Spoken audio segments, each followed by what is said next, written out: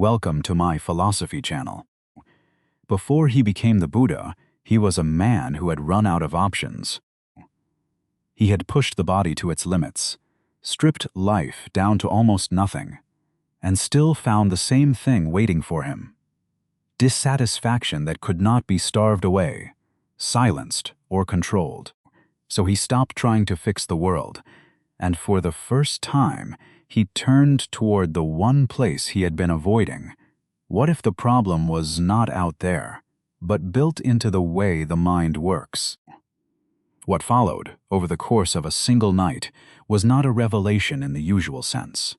It was an observation, precise, relentless, and directed at something so close that it had always been overlooked. Chapter 1. The Night He Walked Out.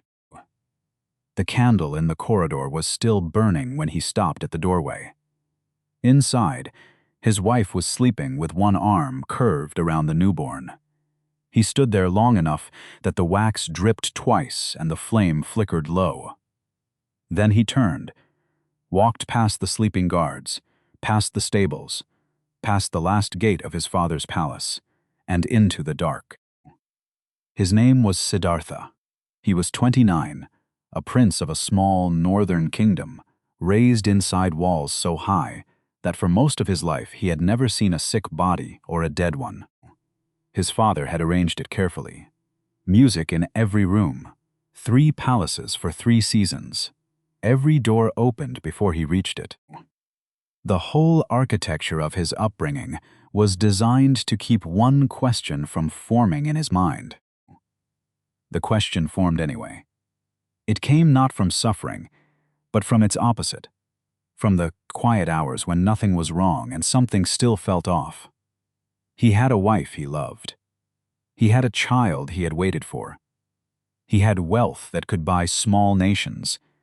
And on certain evenings, looking out over the gardens, he noticed a thin layer of restlessness inside himself that no comfort could reach. According to the old accounts, he eventually rode outside the walls. On the earliest of those rides, he passed an old man at the side of the road and understood for the first time that bodies fail.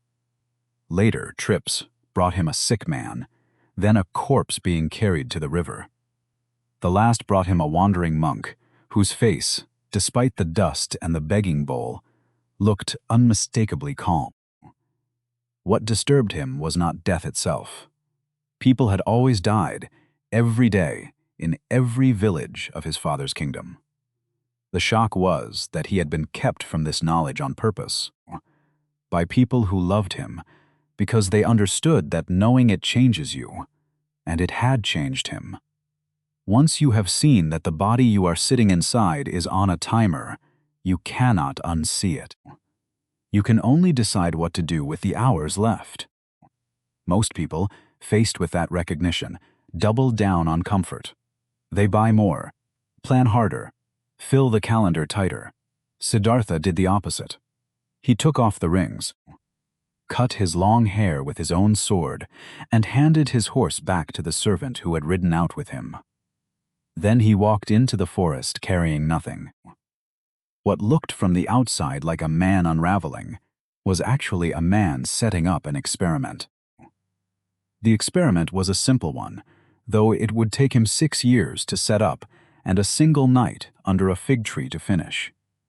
He wanted to know whether the restlessness he had felt in the palace was a personal failing or a structural feature of being a conscious creature at all. If it was personal, more pleasure would fix it.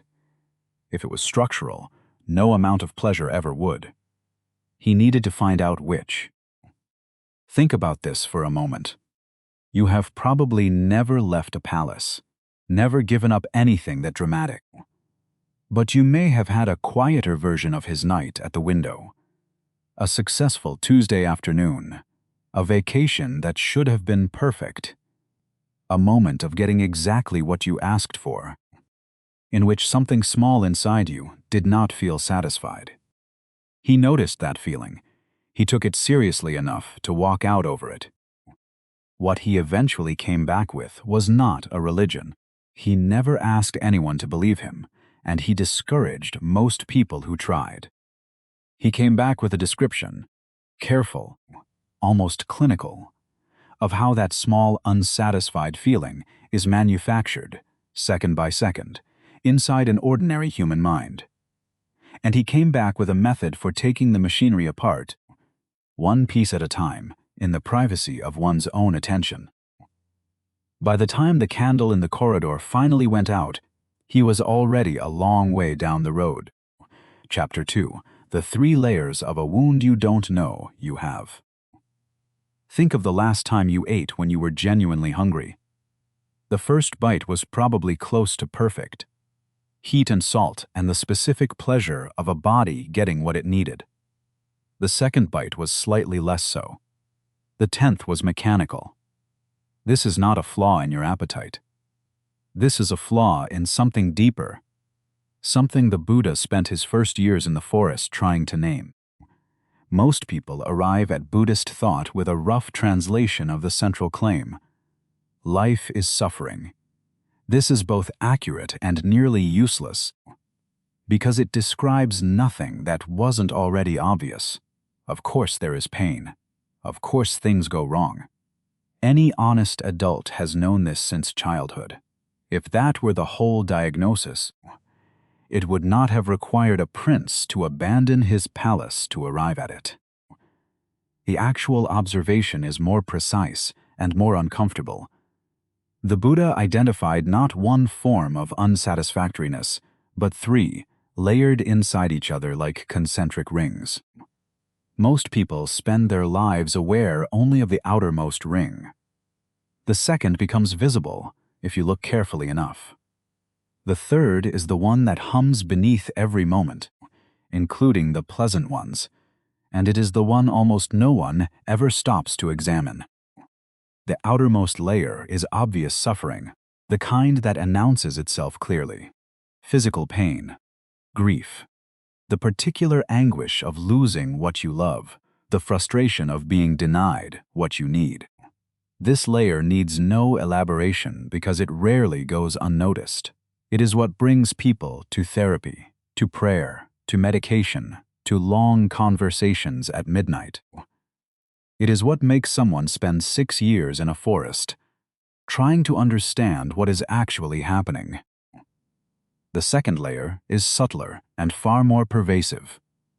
It is the suffering built into pleasant experience itself, the shadow that every pleasure casts forward. Think of falling in love, among the most ecstatic things a human being can feel. Even at its height, there is often a flicker of dread. What if this ends?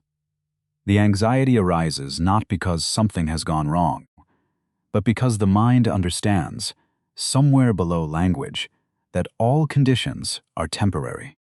The more precious something becomes, the more this layer thickens. A good job grows into a position you cannot afford to lose. A healthy body quietly becomes a fragile thing you now need to protect. A relationship deepens until its loss becomes unimaginable. This happens because something that can love is living inside a world where nothing holds still. The joy is real. The anxiety that accompanies it is equally real. They do not take turns.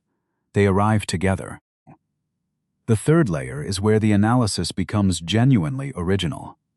It does not require loss or threat, or even the anticipation of either. It is present in the background of even comfortable, fortunate lives. A vague dissatisfaction that no specific change can permanently resolve. A sense that something essential remains just beyond reach, even when your life by every measure is good. It does not announce itself. It operates like a frequency too low to hear. You may recognize it as the feeling that settles over a Sunday afternoon when nothing is wrong, and nothing is particularly right either.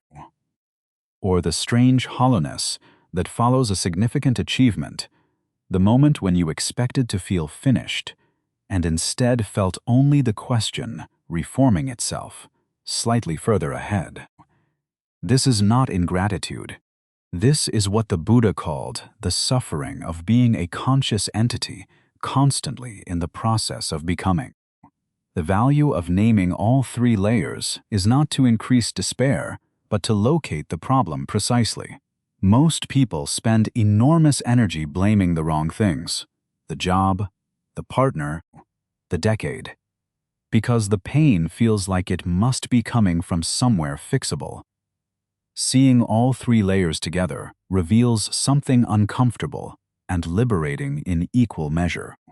The outermost one can sometimes be fixed. The other two cannot be addressed from the outside at all. This was the Buddha's most radical departure from every tradition around him. He took suffering out of the domain of divine will, punishment, and fate, and relocated it inside the mind. Suffering, he argued, is a byproduct of specific mental processes, observable, identifiable, and with sufficient precision, changeable. That move transformed an ancient spiritual question into something closer to a research project. And a research project has methods. It has results. It has the possibility of being done. The meal had gone cold long before he stopped eating. Chapter 3. The Machinery of Wanting. Sometime after midnight, a finger moves across a glass screen without the person attached to it having made a decision. The apps refresh. Nothing new appears. The finger moves again. This is not laziness, and it is not boredom, though it can look like both. It is a mind doing something it has been doing without interruption since it was first conscious. Reaching for the next thing, and then the next, and finding no particular place to stop. The Buddha did not say desire is the problem. Desire is ordinary. You desire food when hungry, warmth when cold, connection when alone. These are the natural appetites of a living creature, and they are not in themselves the source of suffering. The problem is what can attach to desire like a shadow, a quality of desperation, a sense that your psychological well-being depends on obtaining, maintaining, or removing a particular experience. That quality is what he called craving. The first kind of craving is the most pervasive precisely because it is so constant it goes unnoticed. It is the mind's orientation toward pleasurable sensation, not just the obvious hungers but every small reaching. The hand that moves toward the phone before a meeting ends. The impulse to fill any silence with sound. Most people experience this as simply being a person. The Buddha observed it as a weather pattern that never fully clears. The difficulty is structural. Every time the mind turns to sensory experience for relief, it builds the habit of returning there for relief. The first coffee satisfies. The second less so. But the habit of seeking that first satisfaction grows stronger with each repetition, not weaker. The thirst grows each time it is answered. The pleasure remains real. The dependency around it quietly deepens. The mechanism asks nothing about whether that is fair. The second kind of craving operates below the threshold of obvious desire. It presents itself as ambition, as healthy self-respect, as knowing who you are. But underneath those reasonable names is a persistent drive to establish and maintain a coherent identity. The need to be right in an argument, the compulsion to defend a position you held years ago from a version of yourself you barely remember, the anxiety that arrives when you are seen differently than you intended. Think of the energy spent each day maintaining an identity. Every conversation is partly a negotiation about how you will be perceived. Every achievement is a piece of evidence in a case you are quietly building about your own worth. Every failure carries the weight of potential disproof. This is what happens when a creature with no fixed, permanent self keeps trying to construct one, keeps trying to find solid ground in the very substance that refuses to hold still. The third kind of craving is the strangest because it disguises itself as wisdom. It is the desire for relief through disappearance, the wish that difficulties would stop without the effort of understanding them. The drinker who does not want to feel, the meditator who uses stillness to avoid rather than to see. The impulse appears in almost every life. Make it stop, without the trouble of finding out what it is. What the Buddha mapped is the precise sequence through which craving operates in real time. It begins when a sense organ meets an object. The eye catches a color, the ear registers a sound, the mind brushes against a thought. That contact immediately triggers a feeling tone, pleasant, unpleasant, or neutral, that arises automatically and is not yet a problem. The problem is what happens in the fraction of a second that follows. Based on that feeling tone, craving arises. If the contact was pleasant, the mind reaches toward it. If threatening, it pushes back. If overwhelming, it looks for the exit. This entire sequence passes in milliseconds, usually without any conscious recognition. Then comes clinging, the mental commentary, the story constructed around the experience, the plans and comparisons and judgments. By this point, the original experience has been largely replaced by the mind's activity about the experience. This is why getting what you want tends to provide less relief than anticipated, and why that relief rarely lasts. Craving is not about its objects. It is a movement pattern, a habit of the mind that uses objects as occasions for seeking. Satisfying it once does not diminish it. It strengthens the pattern. The Buddha compared it to drinking salt water. The gesture is correct. The fluid makes you thirstier. Somewhere past midnight, the finger moved across the screen again, and again, looking for the place where it could stop. Chapter 4. The person who isn't there. Somewhere in your home or on a device you carry, there is a photograph of you from 10 years ago. Look at it long enough, and something strange happens. The face is yours. But the person looking back is making assumptions you have since abandoned, carrying concerns you can no longer quite reconstruct. The question the Buddha built an entire method around is almost embarrassingly simple. Which one of those two people is the real you? Most people carry an unexamined assumption beneath all their other thoughts, that there is a stable, continuous entity moving through time, gathering experiences, and calling them mine.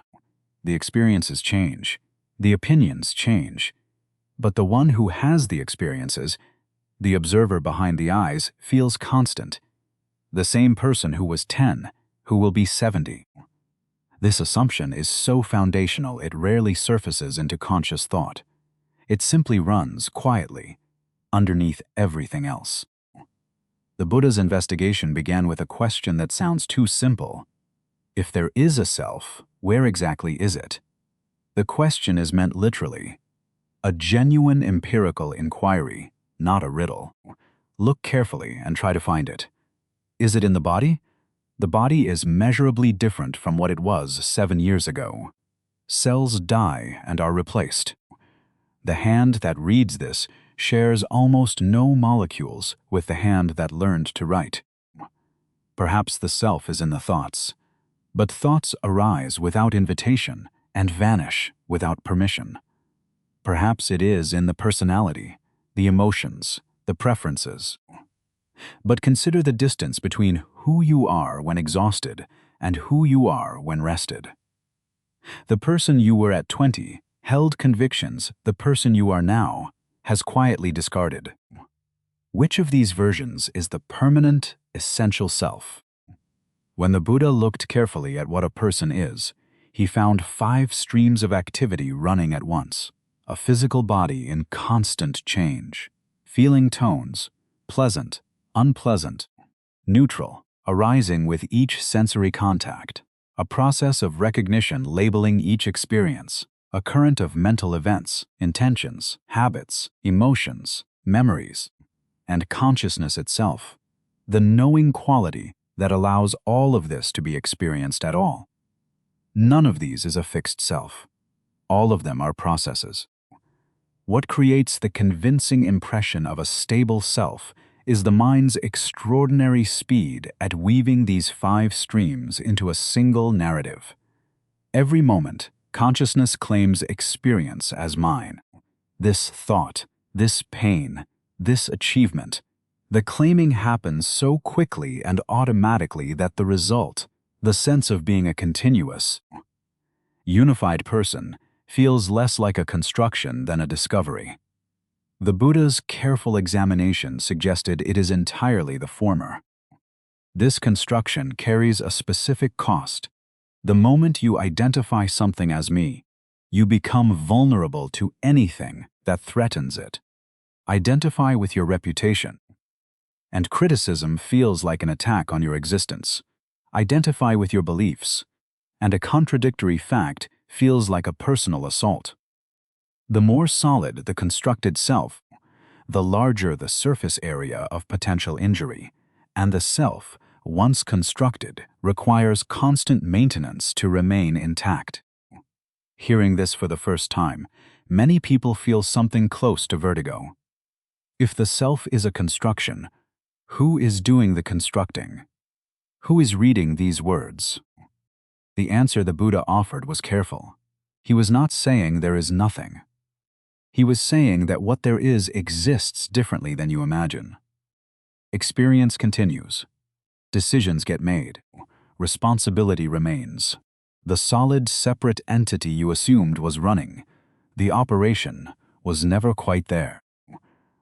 On the night the accounts say he reached awakening, after weeks of stillness under a fig tree, what is described as a moment of arrival, then a moment of cessation.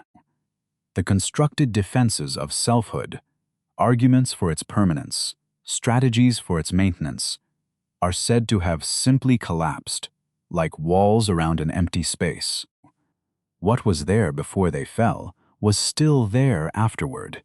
The difference was that nothing remained to obstruct it. The recognition of not self in practice produces something counterintuitive. Preferences remain, relationships remain, engagement with life, if anything, deepens. But the engagement is no longer constantly filtered through the anxiety of self-maintenance. You can hold opinions without requiring others to share them. You can want things without your well-being, depending on obtaining them. The suffering that comes from defending something that was never solid simply stops being necessary. The photograph stays the same every time you look. What changes is the confidence with which you point to it and say, "That is me." Chapter 5. The River Without Banks. There is usually a specific moment when you notice that your parents have gotten old. Not the slow accumulation of years, but a single afternoon when the hands look different, or the walk has changed. And for a second, before your mind catches up, there is something raw and wordless, a refusal, quick as a flinch, like a hand reaching for something that is already gone. Impermanence is the most obvious feature of existence and the one that ordinary consciousness is least equipped to handle. Everyone knows that things change. Seasons shift. People age. Relationships transform. This knowledge sits in the mind without weight, a fact held the way you might hold a stone, aware of it, not particularly interested in it. Then something changes that you did not want to change, and suddenly the knowledge has weight, and the weight is considerable. The clearest way impermanence generates suffering is also the most familiar. When pleasant experiences naturally end, the mind that clung to them experiences the ending as a loss. The joy of falling in love is shadowed by the fear of losing it. The satisfaction of success carries the anxiety of maintaining it. Consciousness intuitively registers what it cannot fully accept, that what it values most is precisely what it cannot keep. A second way is subtler and more immediately practical. When an unpleasant experience is already happening, resisting it adds a second layer of pain on top of the first. Physical discomfort becomes anguish when the mind keeps insisting this should not be occurring. Grief deepens when consciousness refuses to let it move at its own pace. The original difficulty is real. The resistance to it generates its own separate suffering, and in many cases that suffering exceeds the original. The third way is the most pervasive and the least visible. It is the background anxiety of living inside a world where nothing holds still. Even when things are going well, perhaps especially then, there is an undercurrent of unease. You have what you wanted. Now you must protect it. The good marriage, the healthy body, the children doing well, each has become something that can be lost. Contentment and vulnerability arrive together. The standard response to impermanence is to try to manage it, plan more carefully, hold tighter, build higher walls, work harder to maintain what exists. These efforts are not unreasonable given how much there is to protect. But the Buddha's observation was unsparing. Trying to stop change is not a strategy that can succeed. It is like trying to prevent a river from moving by standing in the current. The effort is real. The river does not notice. The alternative the Buddha pointed toward is not resignation. The two are commonly confused, but they feel entirely different from the inside. Resignation removes the will to act. What the Buddha described keeps it intact while removing the desperate quality that makes action feel like survival. You still plan, still care, still make choices. The difference is that you hold your expectations loosely enough that when circumstances change, as they will, the change does not take you apart. There is a particular kind of grief that arrives late, for things you were not attending to when they were happening. The last time your child asked to be carried, neither of you knew. The season you liked best passed while you were focused on a different one. The Buddha's response to this was simple. Impermanence, honestly acknowledged, generates presence. And presence is the only condition under which any of this can actually be felt. Consider what a world without impermanence would actually be.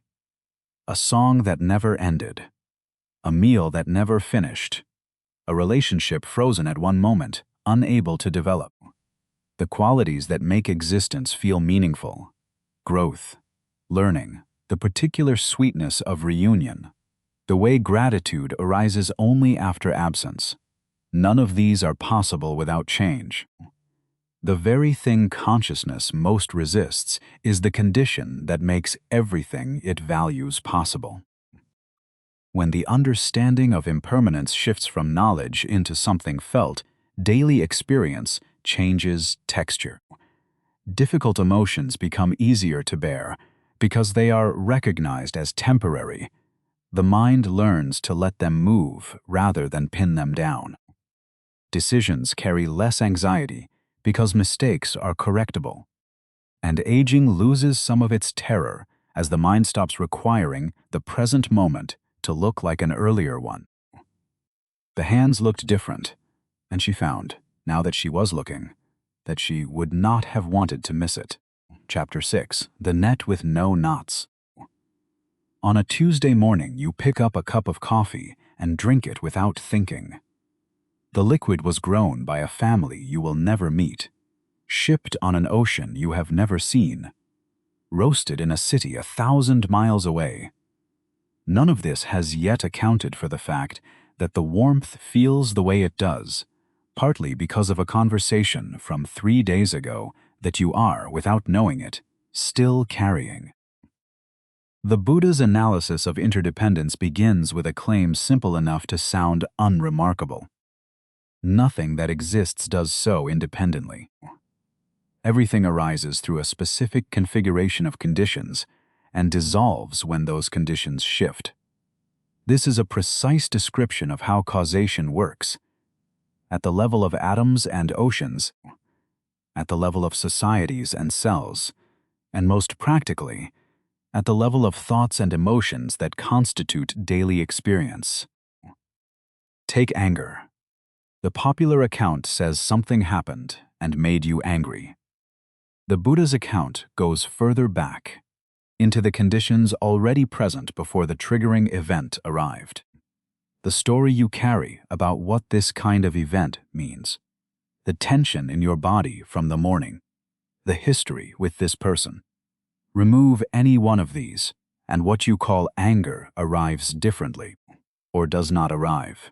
Anger is a temporary event produced by a specific convergence.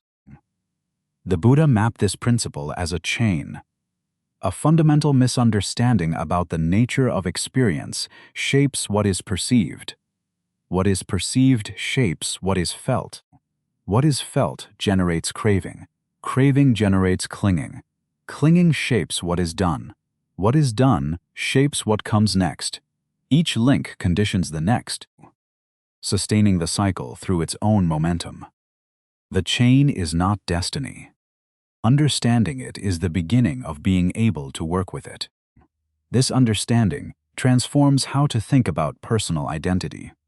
What you call yourself, your moods, your reactions, your sense of who you are in a given moment, arises in response to conditions rather than emanating from a fixed source. The person who is patient in the morning can be short-tempered by evening. The same individual is confident in one room and uncomfortable in another. The variation is not inconsistency. It is evidence of the fundamentally relational nature of experience. The principle also reshapes how you think about responsibility. If your actions are shaped by conditions you carry, and those conditions were themselves shaped by earlier conditions you did not choose, the rigid assignment of blame, to yourself or to others, requires rethinking. This does not dissolve responsibility.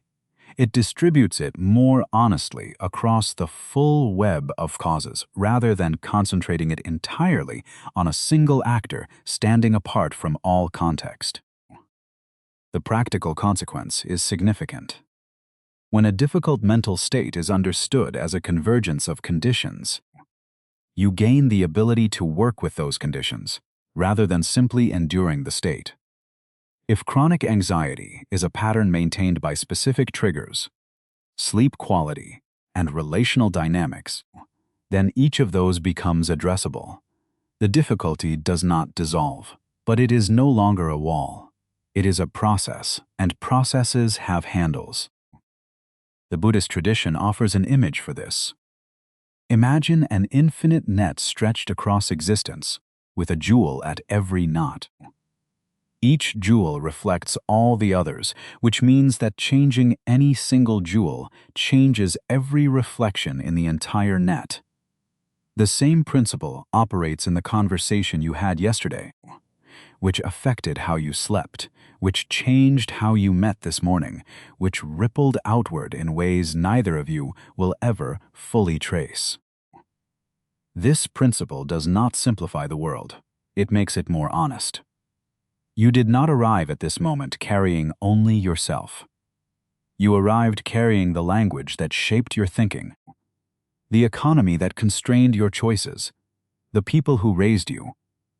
The person across from you arrived carrying the same invisible weight. Most human conflict is not two selves opposing each other. It is two sets of conditions meeting, with neither able to see the full picture. On a Tuesday morning, you pick up a cup of coffee, and 1,000 people you will never meet have made it possible. Chapter 7. The Echo of Every Intention. A face carries the history of what it has practiced. Spend years in a state of vigilance, and the lines settle into wariness.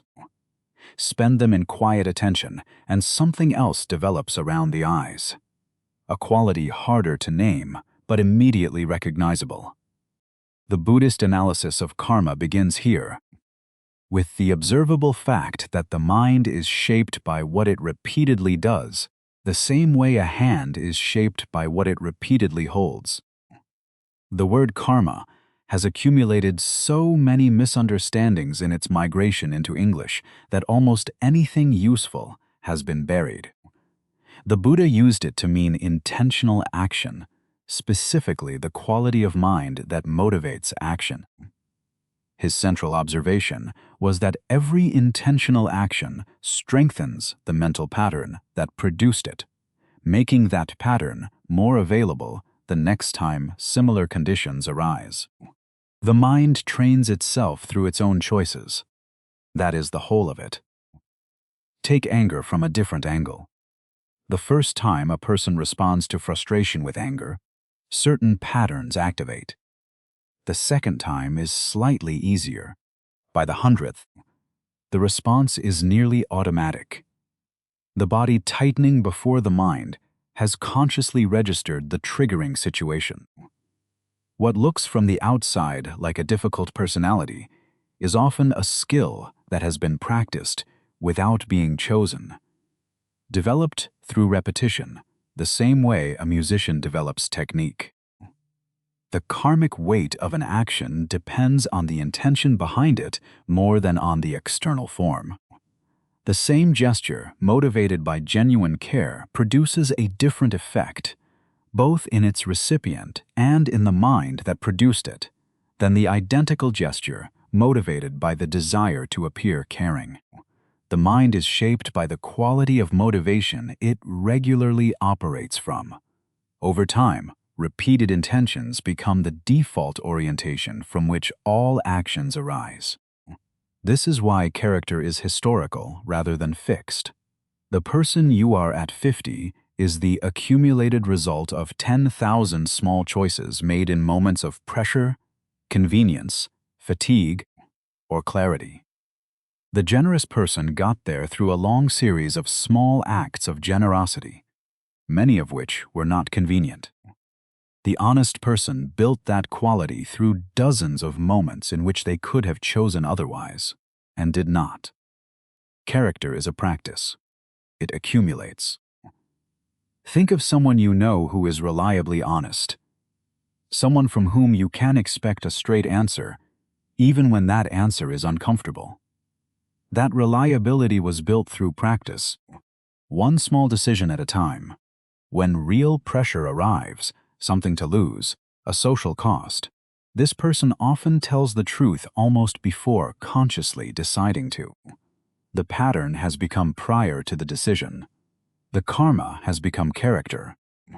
The Buddha's ethical guidelines are distilled into 5 core precepts: avoid killing, stealing, deception, harmful speech, and the intoxicants that cloud judgment. They are better understood as observations than as commandments. Each describes a pattern of action that generates suffering in the person performing it as much as in others. Spend months speaking carelessly, and it becomes harder to speak carefully. Ethics in this framework arises from noticing what certain habits do to the mind that practices them. The teaching ends with something less obvious than it sounds. Every moment contains the possibility of a different choice, regardless of what patterns have been established. The past is fixed. The tendencies it created are real.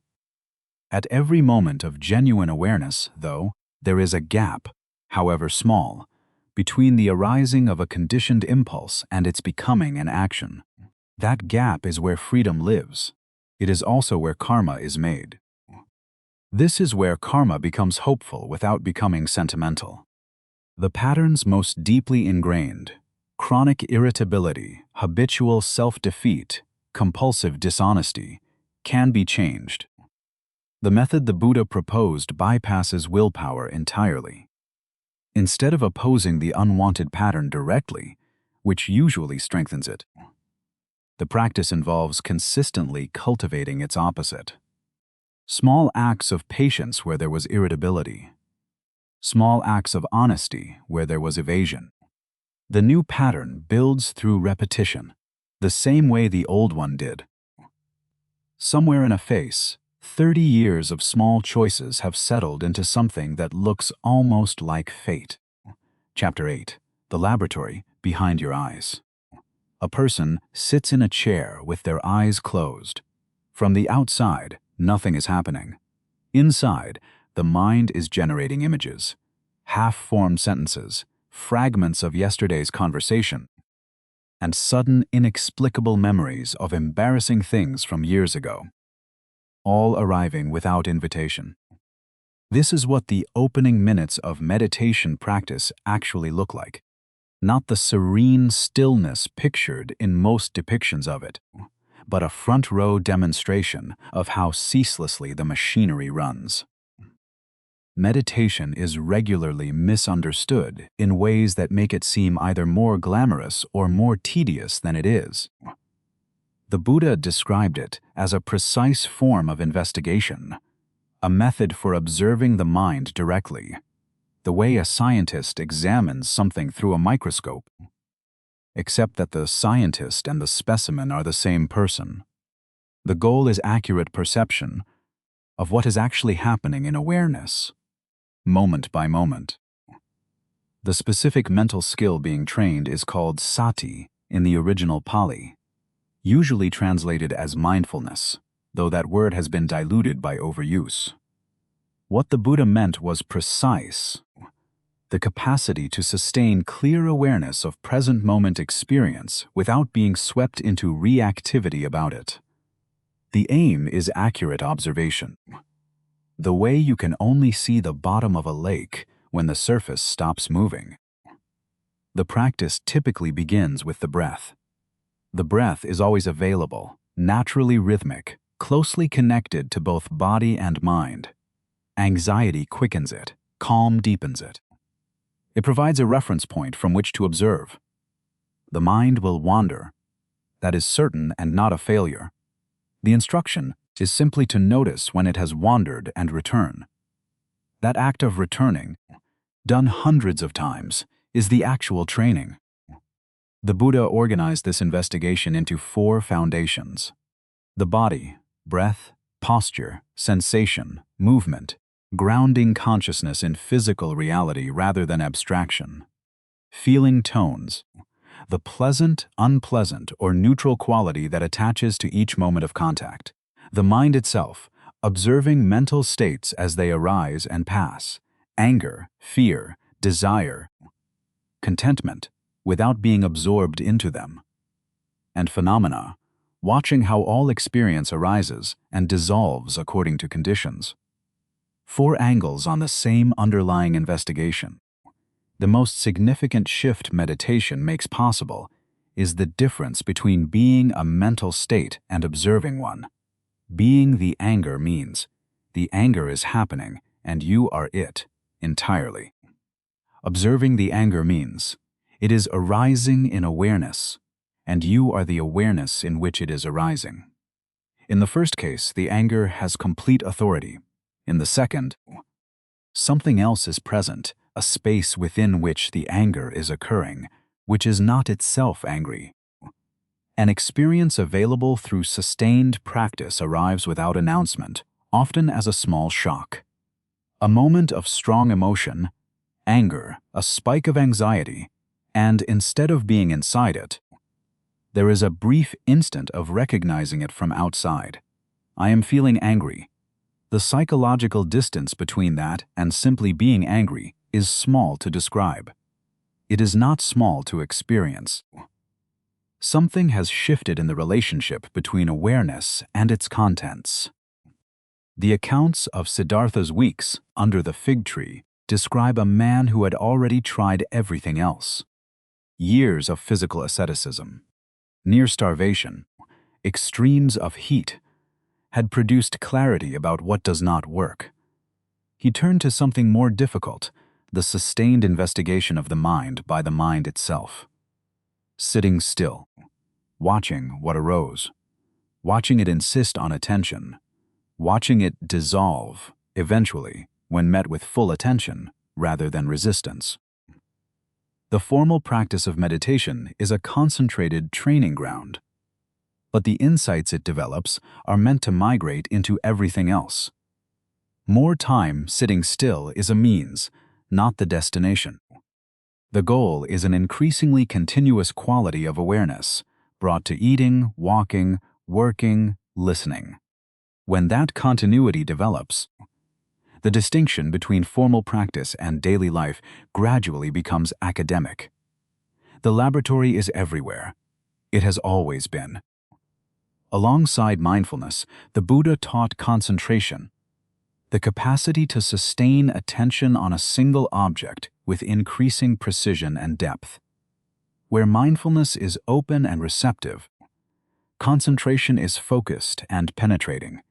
In states of deep concentration, the usual mental turbulence subsides, revealing layers of experience ordinarily obscured by noise.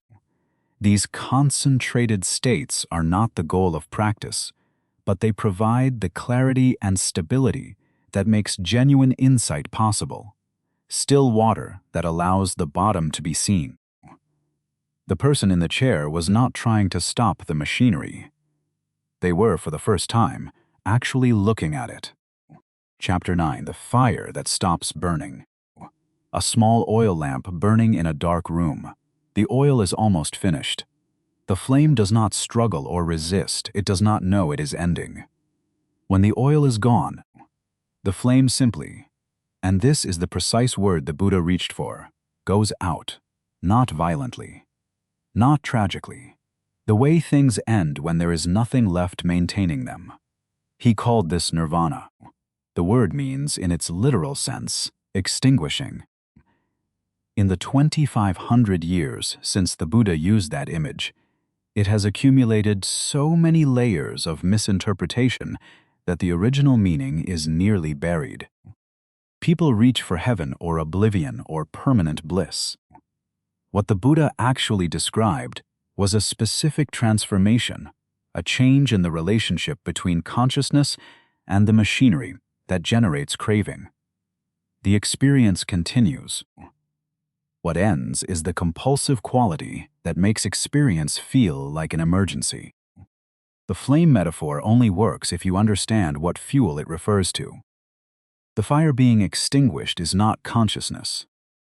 The fuel is craving, the compulsive reaching toward pleasure, the desperate maintenance of identity, the reflexive retreat from difficulty. When craving is understood so thoroughly that it no longer arises automatically, there is nothing left to sustain the flame. It goes out the way lamps go out when the oil is finished. Not by force, by completion. The Buddha described this transformation as occurring in distinct stages. The first, stream entry, involves a recognition that cannot be undone once it has arrived. That the self at the center of experience is a construction rather than a fact, and that no external condition will ever provide the unconditional satisfaction the mind has been seeking. Those who reach it are described as incapable of returning, even if they wish to the full force of the previous misunderstanding. The irreversibility matters. Most significant experiences can be rationalized away or forgotten.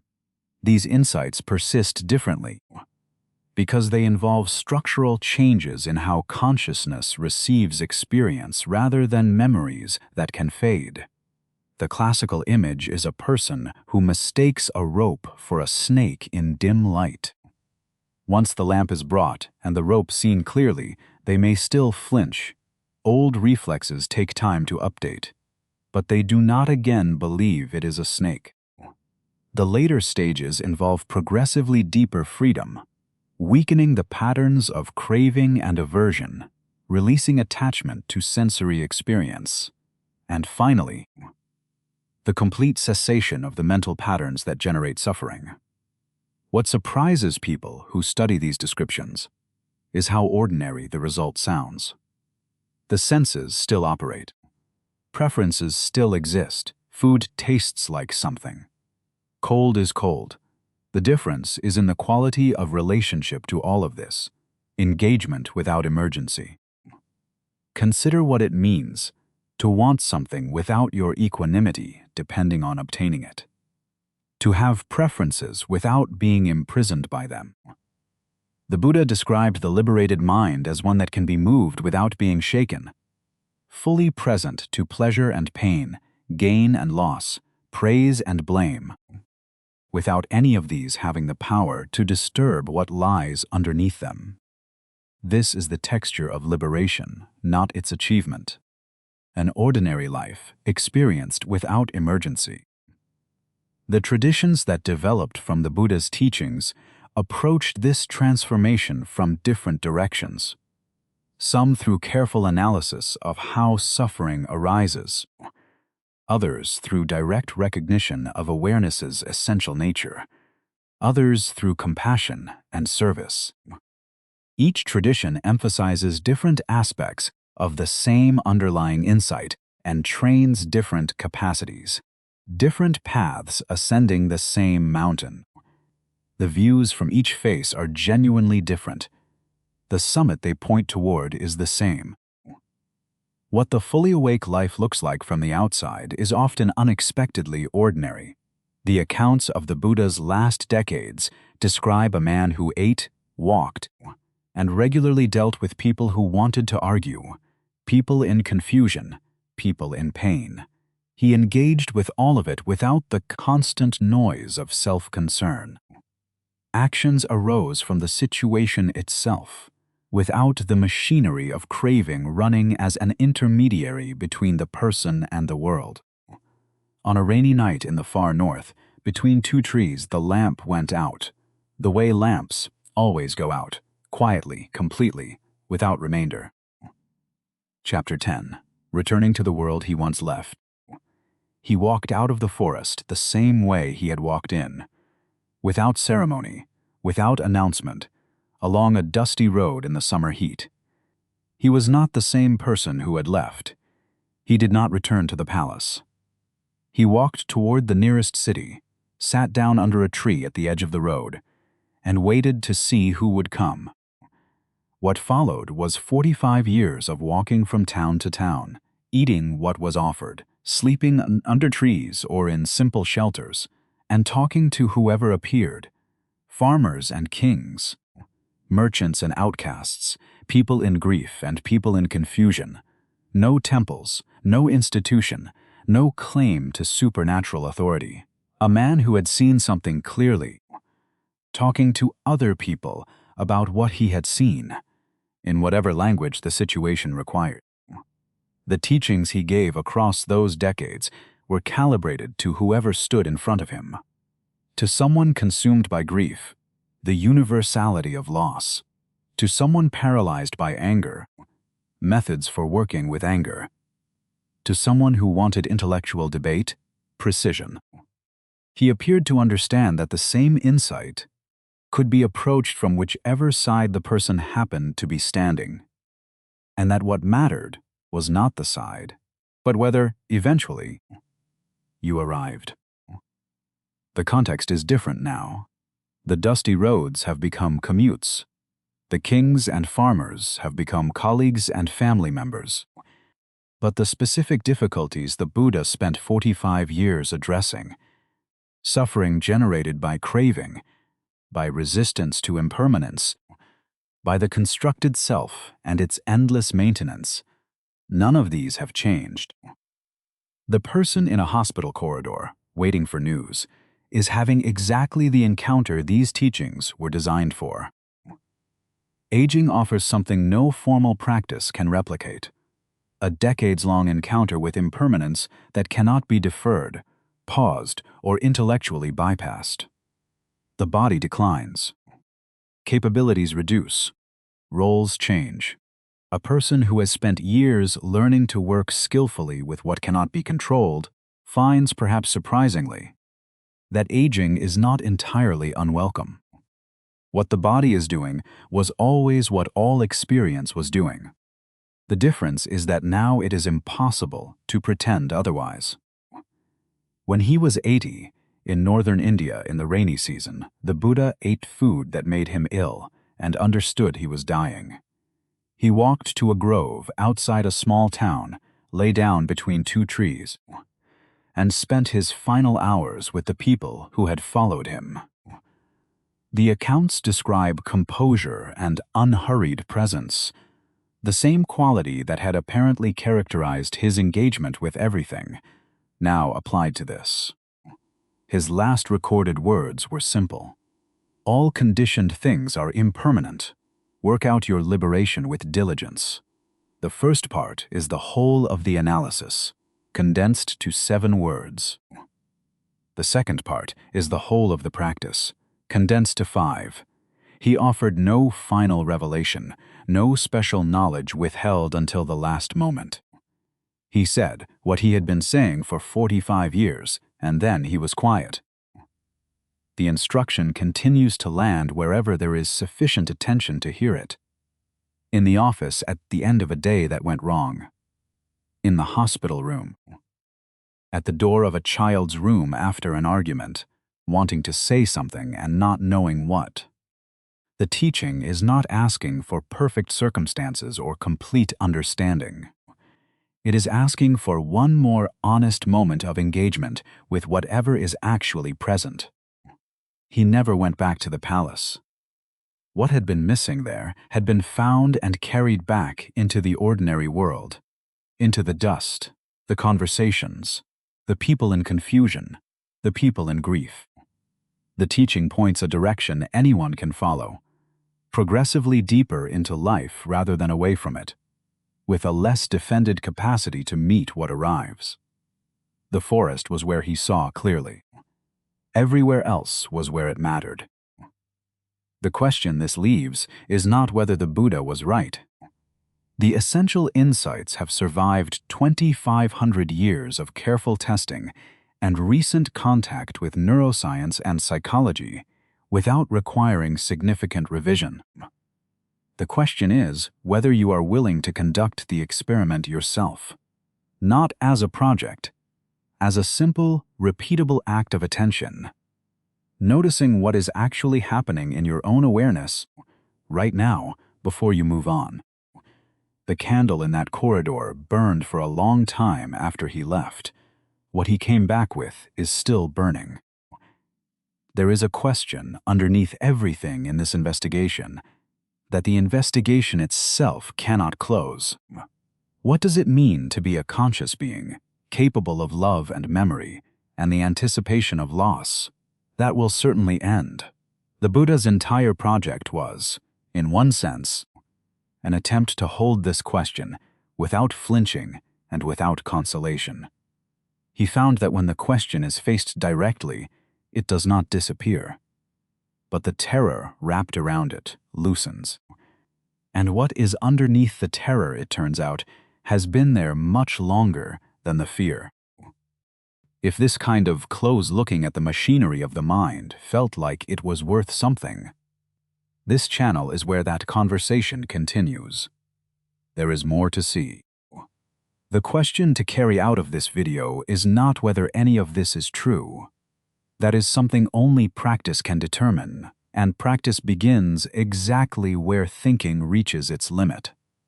The question is smaller and closer. In the next ordinary moment that arrives today, before the familiar reaction takes hold, are you willing to look at what is actually happening, just once? Just that. I am curious about something. Of everything in this video, the 3 layers of suffering, the machinery of craving, the self that cannot be found, the gap between a conditioned impulse and the moment it becomes action. Which one landed closest to something you already knew, but had not yet put into words? That is probably the place to begin. Tell me in the comments. I read them.